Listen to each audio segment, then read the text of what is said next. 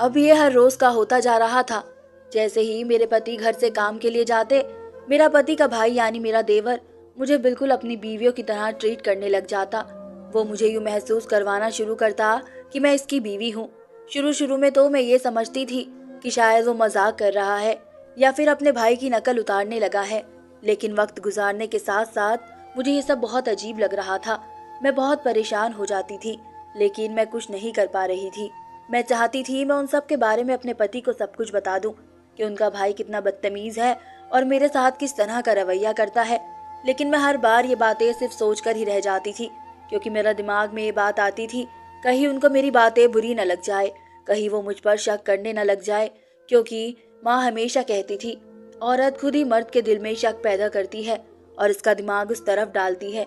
इसलिए मैं अपने पति का दिमाग इस तरफ नहीं डालना चाहती थी, क्योंकि मेरा देवर उनके आते ही मुझसे दूर हो जाता था। वो बिल्कुल इंसान बन जाता था। जैसे वो दिन भर मेरे साथ रहता था, मेरे साथ चिपकने की कोशिश करता था। मेरे पति के घर आते ही मुझे 10 फीट की दूरी बना लेता था। रात में वो बिल्कुल मुझे भाभी की तरह ही इज्जत देता था और दिन भर वो मुझे बिल्कुल अपनी बीवियों की तरह ट्रीट करता था। मुझे समझ नहीं आता था ये क्यों ऐसा करता था। मेरी शादी मेरी पसंद के लड़के से हुई थी, लेकिन यहाँ आने के बाद मैं बिल्कुल परेशान होकर रह गई थी। मुझे नहीं पता था मेरा देवर मुझे इस तरह से परेशान क्यों करता है। वो हर रोज मेरे साथ यही करता था। आज उसने बदतमीजी की हद कर दी थी। मैं खामोशी से किचन में अपना काम कर रही थी और वो पीछे से आकर गले लगाने की कोशिश करने लगा था और मेरे साथ बदतमीजी करने लगा था। मेरा बस नहीं चल रहा था मैं इसके मुंह पर रखकर थप्पड़ मार दूं, लेकिन वो मेरे पति का पसंदीदा भाई था। वो अपने इस वाले भाई से बहुत ज्यादा प्यार करता था। कभी कभार मुझे ख्याल आता कि उनका भाई साइको है, लेकिन मैं खामोश रहती थी। वो मुझे हर वक्त यही कहते रहते थे, सुमन तुम मेरे भाई जैसे बेटे का ख्याल रखना, जिसकी वजह से मैं उनसे उसकी शिकायत भी नहीं कर पा रही थी। जैसे ही उसने आज मुझे पीछे से गले लगाने पर मुझे चूमने की कोशिश की थी, मैंने मुड़कर एक थप्पड़ उसके मुंह पर मार दिया था, क्योंकि मुझसे बर्दाश्त नहीं हुआ था इसका इस कदर बदतमीजी से मेरे साथ पेश आना। वो बिल्कुल बच्चों की तरह मुझसे कहने लगा कि आपने मुझे थप्पड़ क्यों मारा है, मैं तो तुम्हें प्यार करना चाहता था और तुम मुझसे बदतमीजी कर रही हो। भाई कौन है तो आज मैं तुम्हारी सारी करतूत बताऊंगा। मुझे समझ नहीं आया कि मैं इसको क्या बोलूं। मैं सिर्फ इसको देखती ही रह गई और वो मुझे बोलकर घर से बाहर चला गया। मैं बिल्कुल सुन्न होकर किचन में खड़ी हो गई थी। मुझे महसूस होता था जैसे मेरे जिस्म में जान नहीं रही हो। मेरे हाथ पैर बहुत बुरे तरीके से कांप रहे थे, क्योंकि मैं जानती थी वो अपने भाई का बहुत लाडला है। वो जो भी बोलेगा मेरा पति मान लेगा। मुझे अब इस बात का ही डर था कहीं ये कुछ उल्टा सीधा न करवा दे हम दोनों के बीच में। मैं अपने और अपने पति के बीच कोई दरार नहीं चाहती थी, और जो हैसियत मेरे पति के लिए रखता था वो कुछ भी कर सकते थे, यहाँ तक कि मुझे तलाक भी दे सकते थे। इसी वजह से मैं बहुत ज्यादा परेशान हाल में बैठी हुई थी। मेरा बस नहीं चल रहा था कि मैं इसका कत्ल कर दूं, क्योंकि हर आए दिन यही तमाशा हो रहा था। कभी वो मेरे साथ कुछ करता, कभी मेरे हाथ पर हाथ रख देता, कभी मुझे गले लगाने की कोशिश करता, और जब मैं इसको मारती या इसे डांटती तो मुझे यही धमकी देता कि मैं आपकी बात भाई को बता दूंगा। आज मैं खुद भी अपने पति का बहुत बेचैनी से इंतजार कर रही थी। मैं चाहती थी कि मैं अपने देवर के बताने से पहले ही सारी बात अपने पति के कानों में निकाल दूं, लेकिन आज मेरे पति घर आने का नाम नहीं ले रहे थे और इसी परेशानी में कब रात के 10 बज गए मुझे अंदाजा ही नहीं हुआ। घर का काम भी वैसा का वैसा ही पड़ा रहा। मुझे घबराहट इतनी हो रही थी जिसकी वजह से मैं आज कुछ भी नहीं कर पाई थी। मेरा देवर भी सारा दिन आज बाहर ही रहा था, घर में नहीं आया था। मुझे इसकी भी टेंशन हो रही थी, न जाने वो कहाँ चला गया था, वरना तो वो सारा दिन मेरे आगे पीछे ही घूमता रहता था। रात में जैसे ही मेरे पति घर आए और घर की हालत देखकर हैरान रह गए, क्योंकि मैं घर बहुत साफ सुथरा रखने की आदी थी, और आज इस तरीके से घर को बिखरा देखकर वो परेशानी से बोलने लगे, सुमन ये सब क्या है, घर किस तरीके से हो रहा है, तुमने क्या सफाई वगैरह नहीं की। मैंने उनकी तरफ देखा और घबराई हुई आवाज में बोली, आपका भाई अगर मुझे कुछ करने दे तो मैं कुछ करूंगी ना, मुझे परेशान करके रख दिया है उसने। मेरी आवाज में उदासी थी। वो मुझे रोता महसूस करके एकदम ही मेरे पास आए और मुझे थाम कर बोले, क्या हुआ है तुम्हें, तबीयत ठीक है, और अमन कहाँ है, वो भी नजर नहीं आ रहा है, सब ठीक है ना। वो अभी भी सिर्फ अपने भाई की ही परेशानी में आधे हो रहे थे। मैंने उनकी तरफ देखते हुए कहा, मैं परेशान हो गई हूँ आपसे शादी करके। जब से मैं ससुराल आई हूँ आपके भाई ने मुझे बिल्कुल परेशान कर दिया है। मैं थक चुकी हूँ, अब मुझसे ये सब कुछ बर्दाश्त नहीं हो रहा है। मेरे आंसू सैलाब की तरह आंखों से बह रहे थे। वो मुझसे हाथ जोड़ते हुए बोले, मुझे क्यों परेशान कर रही हो? सब कुछ बताओ, सारा दिन घर में ऐसा क्या हुआ है जो तुम इस तरीके से रो रही हो? और अमन कहाँ है? मैंने नम आंखों से उनकी तरफ देखा और भरी हुई आवाज में बोली, आपका भाई हर रोज हर हद पार कर देता है और आज उसने बहुत बुरी हरकत की है। मुझे गले लगा रहा था। जैसे ही आप जाते हैं वो बिल्कुल मुझे बीवियों की तरह ट्रीट करने लग जाता है। क्या मैं इंसान नहीं हूँ? मैं एकदम ही फट पड़ी थी अपने पति के सामने। वो बिल्कुल खामोश होकर मुझे अजीब निगाहों से देखने लगे थे। उनका एकदम से ऐसे खामोश हो जाना मुझे अजीब सा लगा था। मैंने उनकी तरफ देखते हुए थोड़ा गुस्से भरे लहजे में कहा, आप कुछ बोलना पसंद करेंगे? मुझे बकायदा महसूस हुआ था जैसे वो मेरी आवाज से होश की दुनिया में लौटे हो। उन्होंने मेरी तरफ देखते हुए कहा, क्या तुम्हें अभी तक पता नहीं चला कि वो कौन है तुम्हारा? उनके अंदाज में काफी ज्यादा हैरानगी थी। मैंने खुद को झटका और उनकी तरफ देखते हुए बोली, मुझे पता है, वो आपका भाई है और इस रिश्ते के हिसाब से वो मेरा देवर है। मैंने गुस्से से कहा। मेरी बात सुनकर वो कहने लगे, तुम नहीं जानती इसके साथ क्या प्रॉब्लम है, वह क्यों करता है ऐसा? तो मैं उनकी बात सुनकर हैरानगी से उनकी तरफ देखते हुए बोली, मतलब? जैसे ही वो मुझे बताने लगे, सारी बातें सुनकर मेरे होश उड़ चुके थे। उनका एक एक लफ्ज मेरे ऊपर बम की तरह गिर रहा था। मैं बेयकीनी निगाहों से उनकी तरफ देखने लगी और मैंने एकदम हैरान होकर कहा, क्या मतलब है आपका? और जैसे ही उन्होंने मुझसे कहा कि तुम इसकी, मैं रामपुर की रहने वाली थी। मेरे घर में 4 ही लोग थे, मेरे माँ बाबा और एक मेरी छोटी बहन। मेरा नाम सुमन है। मैं 22 साल की थी। मैं पढ़ाई करने के लिए मेरठ आई हुई थी। वहाँ पर मैं यूनिवर्सिटी में पढ़ती थी। मेरा ज्यादा ताल्लुक किसी से भी नहीं था। मैं सिर्फ और सिर्फ अपनी पढ़ाई से ही ताल्लुक रखने वाली लड़की थी, क्योंकि मुझे ज्यादा दोस्ती बनाना भी पसंद नहीं था। बहुत सारी लड़कियों ने मेरी तरफ दोस्ती के लिए हाथ बढ़ाए थे, लेकिन मैंने किसी का हाथ भी नहीं थामा था, क्योंकि मुझे अकेले ही रहना बहुत पसंद था। मुझे ज्यादा साथ किसी का भी पसंद नहीं था। मैं ज्यादातर अपनी फैमिली वालों से भी इतनी बातचीत नहीं करती थी। यहाँ तक कि कोई मेरा हमराज भी नहीं था, मेरी खुद की बहन भी नहीं। मेरे इस नेचर की वजह से कोई लड़का भी मेरी तरफ बढ़ने की हिम्मत नहीं कर पाता था। और अब तो लड़कियों ने भी मेरी तरफ आना पूरे तरीके से छोड़ दिया था। इस वजह से मैं बहुत खुश थी। मैं हॉस्टल में रहकर आराम से अपनी पढ़ाई कर रही थी। उन दिनों ही कुछ नए स्टूडेंट हमारी क्लास में दाखिल हुए थे और उनमें से ही एक मेरे पति भी थे। उनको देखकर मुझे एकदम अजीब सी कशिश महसूस हुई थी। मुझे, मेरा दिल चाहता था कि मैं उनके पास जाऊं और उनसे बात करूं। वो बहुत खूबसूरत थे। काफी लड़कियां उनकी तरफ आह भरी निगाहों से देखती थी और काफी सारी लड़कियों ने उनसे दोस्ती करने की भी कोशिश की थी, लेकिन अपनी नेचर की वजह से मैं उनके पास नहीं गई थी और अपनी जगह पर बैठी ही रही थी। मैं देखने में बहुत खूबसूरत थी। मेरी आंखें बड़ी बड़ी थी।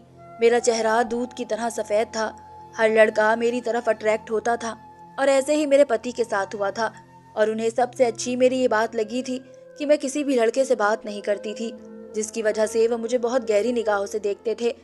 मैं उनकी निगाहें अपने वजूद पर बहुत महसूस करती थी, लेकिन कोई भी बात जाहिर नहीं होने देती थी। मैं जानती थी वो मुझे ही देख रहे होते थे, लेकिन मैं उनकी तरफ उस वक्त कभी भी नहीं देखती थी जब वो मेरी तरफ देख रहे होते थे। कुछ दिन जैसे ही गुजरे, वो मेरे साथ बहाने बहाने से बातें करने लगे थे। कभी नोट्स ले लेते तो कभी कोई कॉपी ले लेते। मैं महसूस कर रही थी कि वो मेरे कुछ ज्यादा ही इंटरेस्ट ले रहे थे, लेकिन मैं जाहिर नहीं कर रही थी। कहीं ना कहीं मेरे दिल में भी ये उमंग थी कि वो मुझसे बातें करे, मैं उनसे बातें करूं, लेकिन अपने इस नेचर की वजह से मैं किसी की कुछ भी बात नहीं करती थी, ना ही सामने से किसी से कुछ कहती थी। दिन गुजरते गए और हमारी क्लास के आखिरी दिन चलने लगे। वो मेरे पास आकर अब बाकायदा बैठने लगे थे। हम हल्की फुल्की बातें करते थे और इन्हीं बातों ने हमारी आपस में अच्छी दोस्ती हो गई थी। मैंने जिंदगी में उनको अपना सबसे पहला दोस्त बनाया था, वरना मैं किसी से बात तक नहीं करती थी। और मैं नहीं जानती थी जिसको सबसे पहला दोस्त बनाऊंगी वही मेरी मोहब्बत बन जाएगा। दोस्ती कब हम लोगों की मोहब्बत में बदल गई, ये बात हम दोनों को ही पता नहीं चला। शायद हम दोनों के दिल में एक दूसरे के लिए जज्बात बिल्कुल एक जैसे थे। उसकी वजह से हम दोनों ने एक दूसरे से मोहब्बत का इजहार किया था। क्लास पूरी होने के बाद मुझे अपने शहर वापस जाना था, लेकिन हम दोनों के दिल बहुत उदास थे। ना मैं वहाँ जाना चाहती थी, ना वो मुझे वहाँ भेजना चाहते थे। मेरे जाने के बाद हम लोगों की बातें मोबाइल पर होने लगी थी। दोनों आपस में बहुत बातें करते थे और इसी दौरान उन्होंने मुझे मोबाइल पर शादी के लिए प्रपोज कर दिया और मैंने भी सोचे समझे उनके प्रपोज के लिए हाँ कर दी थी। कुछ वक्त बाद ही वो अपने माँ बाबा के साथ हमारे घर आए थे और उन्होंने मेरे लिए हाथ मांग लिया था। मेरे माँ बाबा ने मेरी खुशी देखते हुए रिश्ते के लिए इनकार नहीं किया था, बल्कि उनका रिश्ता स्वीकार करके मेरी शादी उनके साथ बहुत धूमधाम से कर दी थी। मैं विदा होकर वापस मेरठ आ गई थी। ससुराल में सिर्फ मुझे अपने पति के माँ बाबा और उनका एक छोटा भाई ही नजर आया था। उनका भाई 18 साल का था। वो देखने में बिल्कुल अपने भाई जैसा था। उसकी शक्ल मेरे पति से बहुत मिलती थी।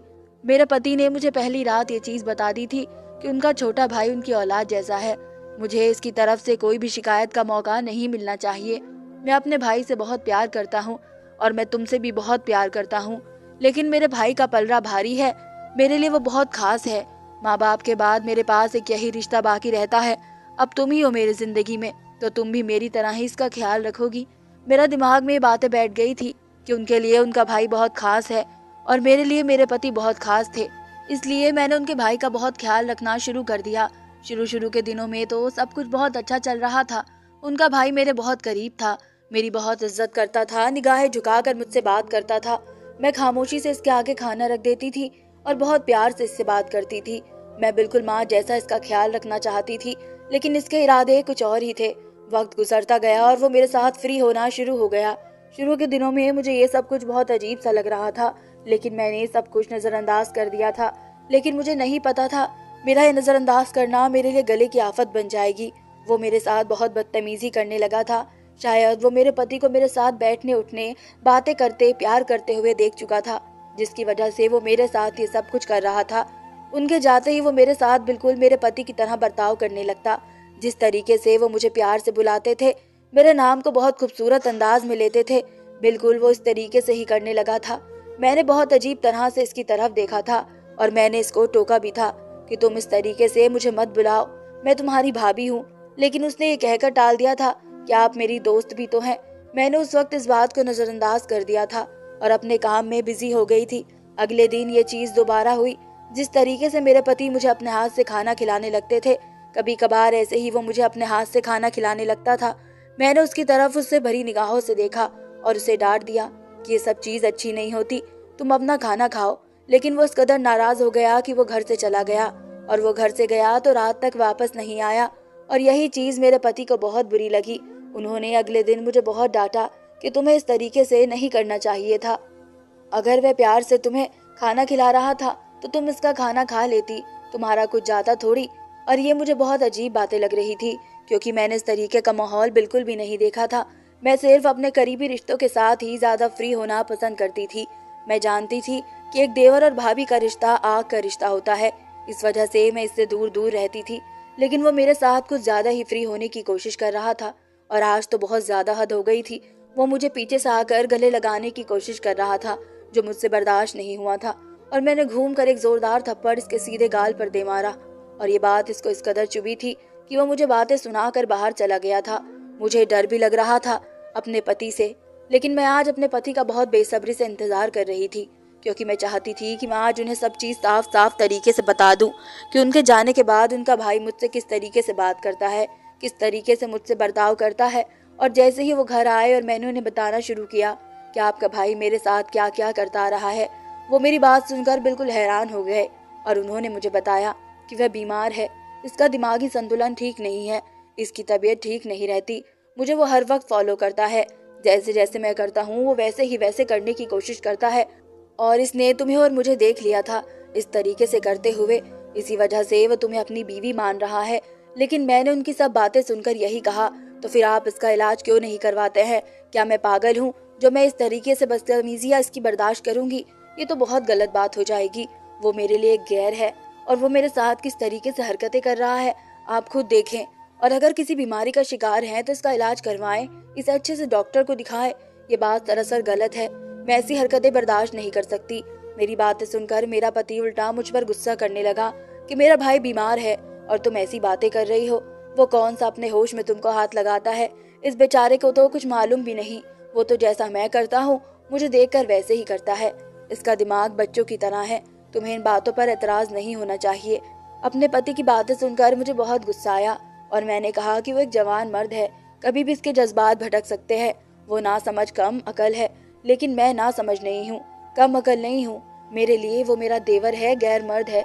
मुझे इसकी करीबी बर्दाश्त नहीं होती। मैं हरगिज बर्दाश्त नहीं कर सकती कि वो मुझे हाथ लगाए, मुझे छुए। मुझे बिल्कुल भी अच्छा नहीं लगता और आपको इस बारे में सोचना चाहिए। उनको आराम आराम से समझाए, प्यार से उसे सही गलत का फर्क बताए, जिस तरह से हम बच्चों को समझाते हैं। आप बस यही सोच कर उसे कुछ नहीं कहते और ना ही किसी और को कुछ कहने देते हैं कि वह एबनॉर्मल नहीं है। आप हकीकत से नजरें नहीं चुरा सकते। इस बात को जब मैंने अपने पति से कहा तो मेरे पति को शर्मिंदगी का एहसास हुआ और फिर वो खामोश हो गए। फिर मैंने उनको प्यार से समझाया, आप जानते तो हैं, एक औरत के लिए सबसे बड़ी चीज उसकी इज्जत होती है। वो जो मकाम अपने पति को देती है वह किसी और को नहीं दे सकती। आप नहीं समझते, आपकी कॉपी कर करके किस हद तक चला गया है वो। कल को उसने वो हद भी लांगी तो तब मेरा पति बोला, तुम सही कह रही हो, मैं इसके मामले में कुछ ज्यादा ही सोच रहा था, शायद इस वजह से मैंने इसको ज्यादा ही छूट दे दी। तुम सही बोल रही हो, अब मैं इस पर नजर रखूंगा, इसे प्यार से समझाऊंगा। और ऐसा ही हुआ। मेरे पति ने इसको प्यार से समझाना शुरू किया, लेकिन अब वो जिद्दी बन चुका था। मेरे पति का समझना बुझाना उसे बिल्कुल भी पसंद नहीं आ रहा था। फिर भी वो मेरे पास आता, मुझे हाथ लगाता। पहले जो मेरे पति और बातों को इग्नोर करते थे, अब वो भी नोट करने लगे थे कि इसकी हरकतें कुछ ज्यादा ही बढ़ने लगी हैं। एक रोज उसने मेरे पति से कहा कि आप अपने लिए कोई और लड़की ढूंढ लीजिए, मुझे भाभी बहुत अच्छी लगती हैं, ये मेरी बीवी है। यह सुनकर मेरा पति गुस्से से आग बबूला हो गया। उसने इसको थप्पड़ दे मारा। थप्पड़ पड़ते ही बोलने लगा और गुस्से से खुद को कमरे में बंद कर दिया। मैं अपने पति की तरफ देख रही थी और वे शर्मिंदा से होकर अपने कमरे में चले गए थे। थोड़ी देर के बाद पति कमरे से आए और अपने भाई का दरवाजा खोलकर उससे माफी मांगी और उसको फिर से समझाने लगे। और सोच लिया था, अब इसको हॉस्पिटल में एडमिट करवाएंगे और इसका अच्छे से इलाज करवाएंगे। जब हम इसको डॉक्टर के पास ले गए और डॉक्टर को सारी हकीकत बता दी तो डॉक्टर ने यही कहा कि अपनी उम्र से 3-4 साल पीछे है। कुछ ऐसे बच्चे होते हैं जो अपनी उम्र से 4-5 साल पीछे होते हैं, जैसे कि इसकी उम्र तकरीबन 27 साल है, लेकिन आप जरा गौर करें, इसका दिमाग अब भी 20 साल का होगा। और एक 20 साल का लड़का हर चीज समझता है, बाकी आम लड़कों की तरह। इसके भी जज्बात है, इसके जिस्म में वो सारे बदलाव होते हैं जैसे कि आम इंसान के जिस्म में होते हैं। और ऐसे लोगों को बहुत ज्यादा देखभाल की जरूरत होती है। जैसे कि आप बता रहे हैं, वो बहुत जिद्दी बन चुका है। ऐसे बच्चों की अगर सही से देखभाल ना की जाए और उनको खास समझा कर उनकी हर चीज पूरी की जाए तो बच्चे ऐसे ही जिद्दी बन जाते हैं, अपनी हर बात मनवाते हैं। अगर कोई उनकी बात ना माने तो वो खुद को या अगले इंसान को नुकसान पहुंचाने में देर नहीं करते, क्योंकि ऐसे बच्चों में गुस्सा बहुत ज्यादा पाया जाता है। कुछ गलती हमारे आसपास रहने वाले लोगों के और दुनिया की होती है, जो ऐसे बच्चों को चढ़ा चढ़ा कर पागल बना देते हैं। उनके लिए वो सब एक हंसी मजाक होता है, लेकिन वो नहीं समझते उनसे अगला इंसान कितना पागल हो जाता है। बेहतर यही होगा आप उनको उनके माँ बाप के साथ रखें और अपनी बीवी को किसी अलग जगह पर रखें। जब उसे नहीं देखेगा तो धीरे धीरे उसको आदत पड़ जाएगी। मगर अब आप लोग एक ही घर में रहते हैं। डॉक्टर की बात से हम लोग बहुत ज्यादा परेशान हो गए थे और मेरा पति तो अजीब कश्मकश का शिकार हुआ था। ना वो अपने भाई को छोड़ सकता था, ना वो मुझे छोड़ सकता था, ना ही वो हम दोनों को एक जगह पर रख सकता था, क्योंकि वो खुद ही अपने भाई की हरकतें अपनी आंखों से देख रहा था। तब मैंने सोचा कि इसकी मुश्किल घड़ी में मैं अपने पति को अकेला नहीं छोड़ूंगी, ना ही मैं इनको इतना ज्यादा परेशान देख सकती थी। मैंने यही फैसला किया था, हम एक ही घर में रहेंगे और अब मैं खुद ही अपने देवर पर बहुत ज्यादा ध्यान दूंगी। इसे समझाऊंगी, इसे कहूंगी कि तुम मेरे भाई हो। मैंने बहुत ज्यादा मुश्किलें सही थी, बहुत ज्यादा परेशानियां देखी थी अपने देवर की वजह से। मैंने इसको बहुत समझाया, इसको भाई की तरह ट्रीट किया। धीरे धीरे इसमें काफी बदलाव आते जा रहे थे। वो मुझे अब बहन कहता था। अब मैंने इससे दोस्ती कर ली थी। मैं इसको अच्छी सी कहानी सुनाती, खाना बनाकर खिलाती, इसका ख्याल रखती थी, लेकिन एक तरीके से इसको अपने करीब आने से रोकती थी। वो बस इसी में खुश हो जाता था कि मैं अब इसे टाइम देने लगी थी, इससे बात करती थी। और मेरा पति ये सब देखकर बहुत ज्यादा खुश था। वो हर वक्त मेरा शुक्रिया करता रहता था कि मैंने उस मुश्किल घड़ी में उसे अकेला नहीं छोड़ा और उसका साथ दिया। और एक वक्त ऐसा भी आया कि मेरा देवर बहुत ज्यादा बीमार हो गया, तब भी मैंने इसकी बहुत ज्यादा ख्याल रखा, उसकी सेवा की। लेकिन शायद जिसकी जिंदगी आगे नहीं लिखी होती और वह इस बीमारी से लड़ लड़कर एक दिन इस दुनिया से जा चुका था, वो हमारे घर का एक मेंबर था। मैंने इतने साल उसके साथ गुजारे थे। मेरे पति को बहुत ज्यादा दुख हुआ, लेकिन मेरा पति तो जैसे टूट चुका था।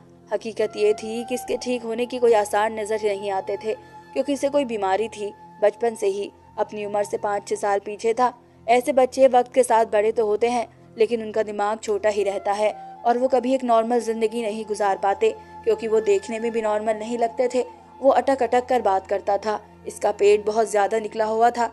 मेरा पति अब हर वक्त मेरा शुक्रगुजार रहता था कि मैंने इसके भाई का बहुत ज्यादा ख्याल रखा था। आखिरी वक्त में मैंने इसकी इतनी सेवा की, मैंने अपने पति का दिल जीत लिया था। अगर इस वक्त में अगर झगड़ कर अपने घर से अलग हो जाती तो मैं अपने पति के दिल से उतर जाती। मैं रब का शुक्र अदा करती हूँ कि उसने मुझे हिम्मत और हौसला दिया और बुरे वक्त पर मैंने सही फैसला किया था। धन्यवाद दोस्तों।